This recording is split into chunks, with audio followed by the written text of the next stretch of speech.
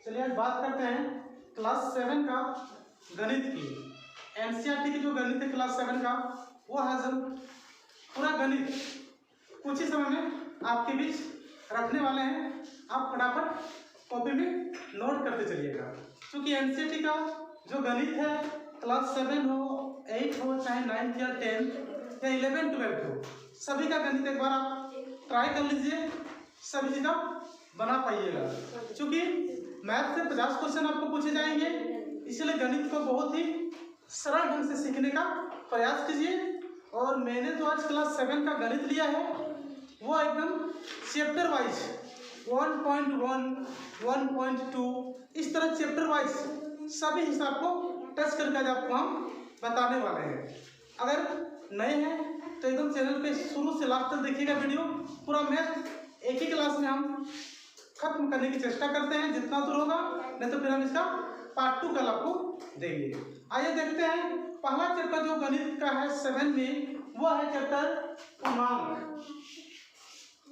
क्या सबसे चैप्टर का नाम पूर्णांक। तो सबसे पहले आप जान लीजिएगा कि पूर्णांक है क्या।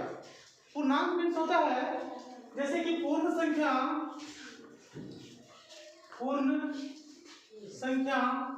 और ऋणात्मक संख्या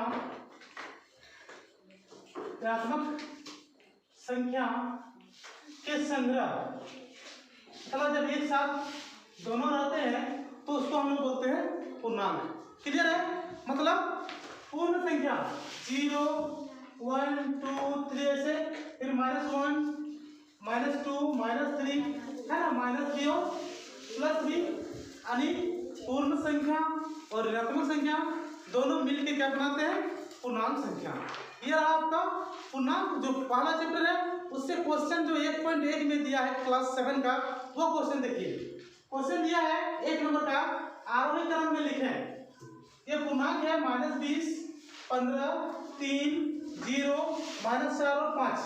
इसे लिखना है आरोही क्रम में, मीन्स छोटा से बड़ा आपको लिखना है, स्मॉलेस्ट टू लार्जेस्ट में आपको अरेंज करना है। ठीक है?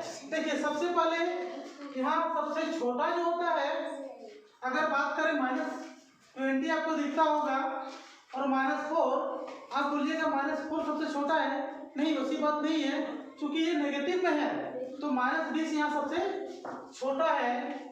उसके बाद -4 है, फिर आपका 0 आएगा, फिर 3 आएगा, फिर 5 आएगा, यानी 5 सबसे यहाँ बड़ा संख्या है। यानी ये इसका हो गया आरोही क्रम।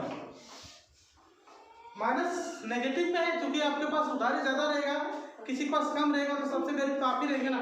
तो जिसके पास माइनस लगा रहा है और ज्यादा भी क्यों ना हो, वो सबसे छोटी होती है। ये पहला क्वेश्चन मैंने आपके बीच रख दिया। अगला क्वेश्चन देखिए, ये है उसी चैप्टर का 1.1 का, इस पैटर्न को पूरा करने दिया है। एक छूटा हुआ है, डिलीट कर लिए, 15 को लिख देते हैं, सबसे बड़ा होगा। ठीक है? आगे देखिए, इस पैटर्न को पूरा करना है।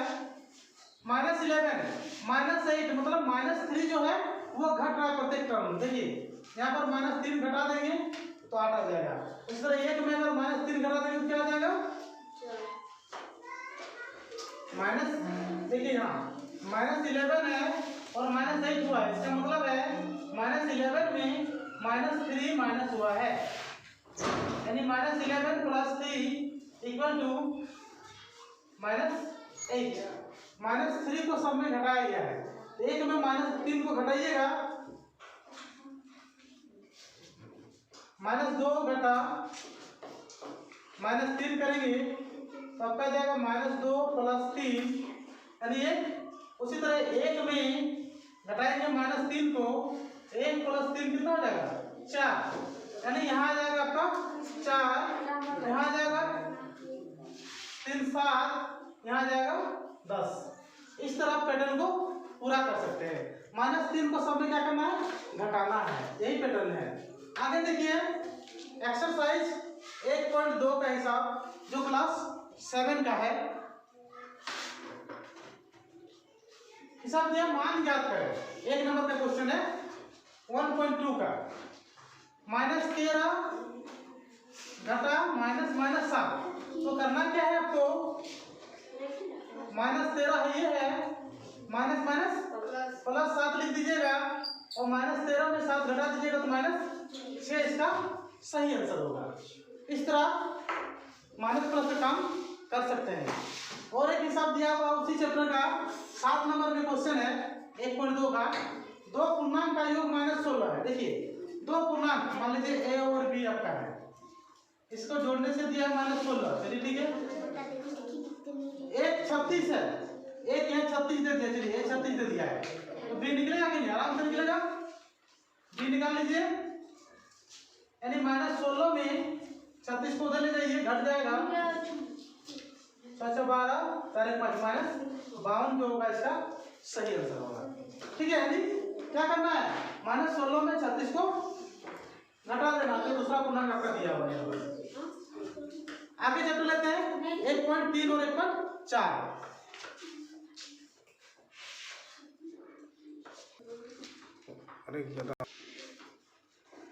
चलिए आगे बात करते हैं क्लास 7 का चैप्टर नंबर एक्सरसाइज 1.3 से। 1.3 में आपको साथ में दिया रहेगा गुणनफल याद करें, यानी पूर्णांकों का गुना करने आपको बताया है 1.3 में। और 1.4 में आपका है भाग, पूर्णांकों का भाग। दोनों कर लीजिए, गुना भी कर लीजिए और भाग भी कर लीजिए।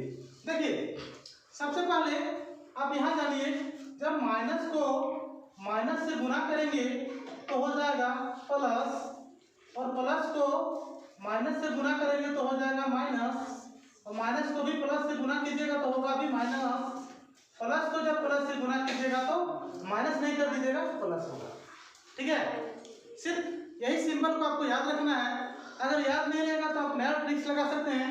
अगर माइनस जोड़ा में हो जाए 1 2 3 4 माइनस है, जोड़ा में है कि नहीं, तो लिखिएगा प्लस, आप बिजोड़ हो जाए तो लिखिएगा माइनस।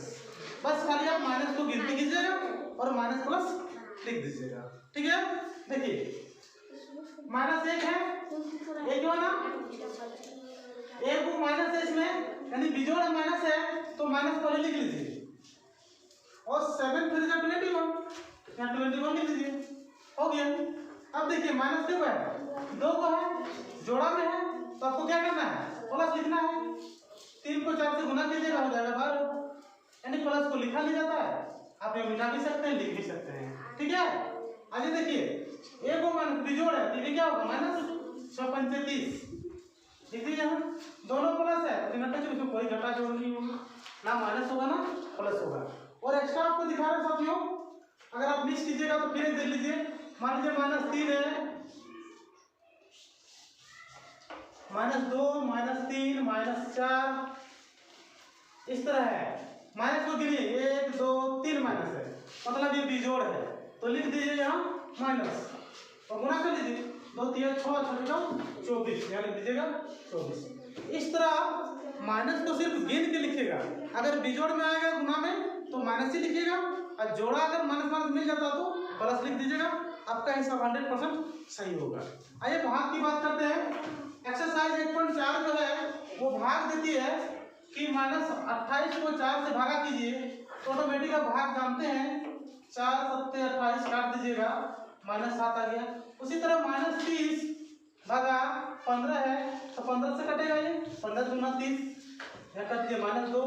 उसी तरह ले लीजिए 100 भागा -5, तो -5 पहले काटिए, 20 पंचे 100।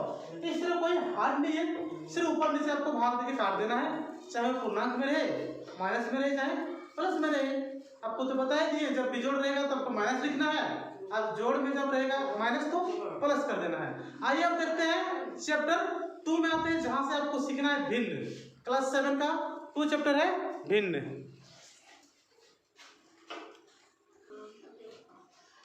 चलिए चैप्टर 2 में हम लोग प्रवेश कर चुके हैं, और चैप्टर 2 में हमें पढ़ना क्या है, भिन्न के बारे में। भिन्न फ्रैक्शन के बारे में बताना है। तो आपको भिन्न बताए थे पहले ही कि अंश और हर, आपको याद ही होगा, जो ऊपर वाला होते हैं उसे अंश कहते हैं, नीचे वाला को हर कहते हैं। ठीक है, जो संख्या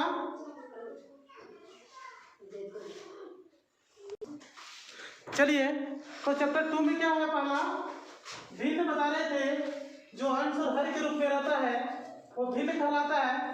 तो भिन्न के भी कुछ टाइप होते हैं। अब देखिए सबसे पहले उचित भिन्न, विषम भिन्न, मिश्र भिन्न। ये तीन भिन्न को अभी जान लेंगे। फिर समान भिन्न, असमान भिन्न, ये सब आपको ऑटोमेटिक पता चल जाएगा। तो सबसे पहले उचित भिन्न को जानिए। देखिए यहाँ अंश क्या है 2 और हर है 3। आप देख रहे हैं कि अंश छोटा है, हर बड़ी है। जब अंश छोटा हो और हर बड़ी हो तो उसको हम लोग बोलते हैं उचित भिन्न। यहाँ पे देखिए 3 और 7, 7 छोटा है, सॉरी 3 छोटा है, 7 बड़ा है। कहने का मतलब है इसका हर जो है बड़ा है, अंश छोटा है। मतलब जिस भिन्न का अंश छोटा हो और हर बड़ा हो उसको बोलते हैं उचित भिन्न। उसी तरह आगे देखिए विषम भिन्न। अब देख रहे हैं आप, अंश बड़ा है, हर छोटा है। अंश बड़ा, हर छोटा, अंश बड़ा, हर छोटा, तब इसको बोलते हैं विषम भिन्न। मतलब जब अंश क्या हो, बड़ा हो और हर छोटा हो तब उसको बोलते हैं हम लोग विषम भिन्न। आगे बात करते हैं मिश्र भिन्न की। देखिए यहाँ विषम है, ये क्या है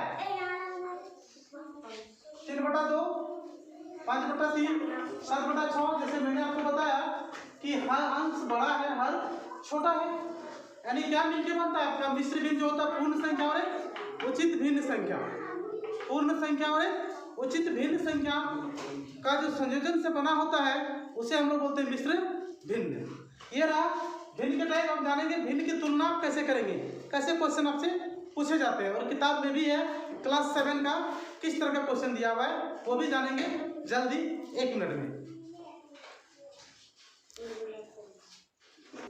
चलिए आज 7 का जो है भिन्न चैप्टर से भिन्न की तुलना करने दिया हुआ है। मतलब कौन सा भिन्न बड़ा है आपको बताना है। तो सबसे पहले पहला क्वेश्चन है, देखिए पूछा है कौन बड़ा है, 2/3 या 7/12। तो क्या पता कैसे कीजिएगा, पहले 2/3 को लिख लीजिए, चलिए ठीक है, 7/12 को भी लिख लिए। आपके नजर में लग रहा होगा यह बड़ा होगा, बट ऐसा नहीं है। देखिए पहले क्या करना है, इधर से गुणा कीजिएगा, 12 दूना 24 यहाँ लिखिएगा, इधर से 7 दिया 21। अब बताइए कौन नंबर बड़ा हुआ, 24 की 21। 24 बड़ा है तो 24 किससे है, 2/3 यहाँ के सामने है ना, तो 2/3 बड़ा है, 2/3 बड़ा है। एकदम सिंपल तरीका से बना सकते हैं, सिर्फ गुना करके देख लेना है कौन बड़ा है, जस्ट वही बड़ा होगा। आगे देखिए यहाँ 3 किया 9, चलिए ठीक है, 5 दूना 10, बड़ा कौन हुआ, 5/3 बड़ा है, 5/3 बड़ा है। अब यहाँ से देखिए 3 7 21, 5 8 40, यही बड़ा हो जा रहा 5/3। फिर 5/3 को याद कीजिए, 5 25, 3 के 3, मतलब 25 ही बड़ा, 5/3 ही बड़ा हो रहा है। कौन बड़ा हो रहा है, 5/3। इस तरह बड़ी संख्या को आप आसानी से निकाल सकते हैं। सिर्फ क्या करना है, आपको क्रॉस कर लेना है, गुना कर लेना। देखिए आगे एक और दिखा दे रहे हैं आपको, अगर दिक्कत हो गया है आइए फिर समझते हैं। मान लीजिए आपको चेक करना है 7/2, 5/4 और 1/7 को कौन बड़ा है। तो पहले गुणा कीजिए, इधर से 4 7 28, 5 गुना 10, यहाँ जो बड़ा है उसी के सामने गुना बड़ा हुआ है। 28 है तो 7/2 में आया, 7/2 बड़ा है तो बड़ा को इससे लेंगे, 2 के 2, 7 7 49, मतलब यही बड़ा है, 2 7/2 ही सबसे बड़ा है। इस तरह बड़ी संख्या को आसानी से निकाल सकते हैं जो आपका किताब में दिया हुआ है। आगे चर्चा करते हैं भिन्न की तुलना कर लिए, भिन्न की गुना का।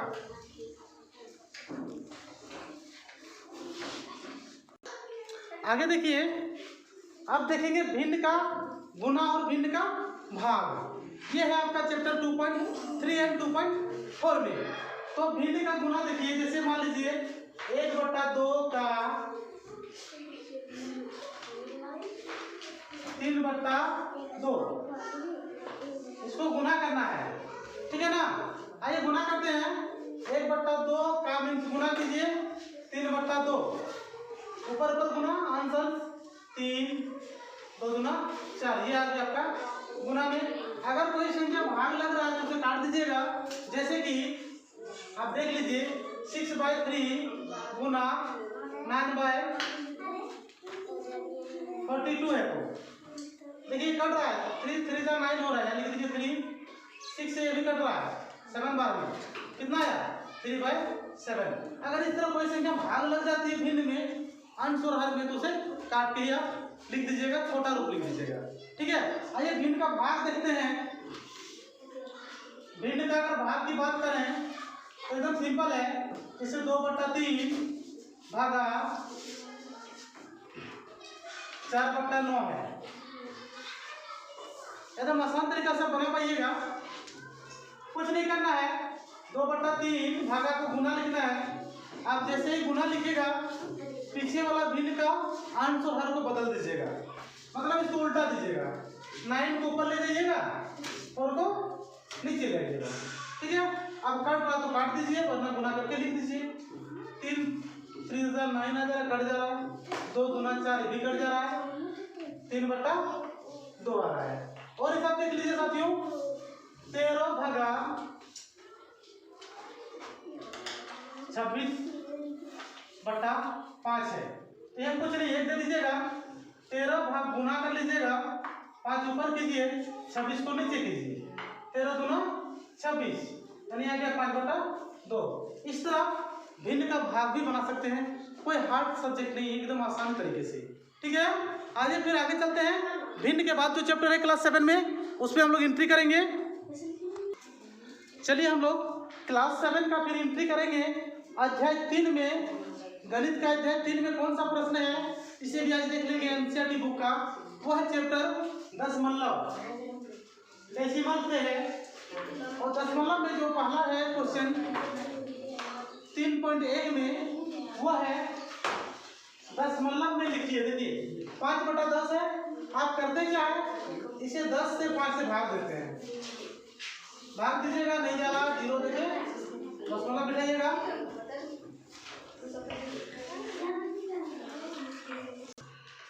देखिए हम लोग एंट्री कर चुके हैं दशमलव चैप्टर में। और एक भिन्न दिया हुआ है 5/10, इसे दशमलव फॉर्म में लिखना है।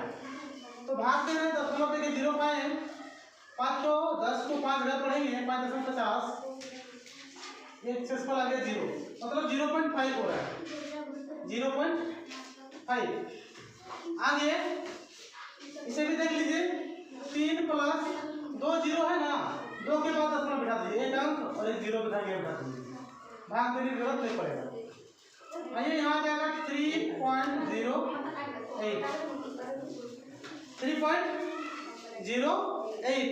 आगे यहाँ देख लीजिए 7 +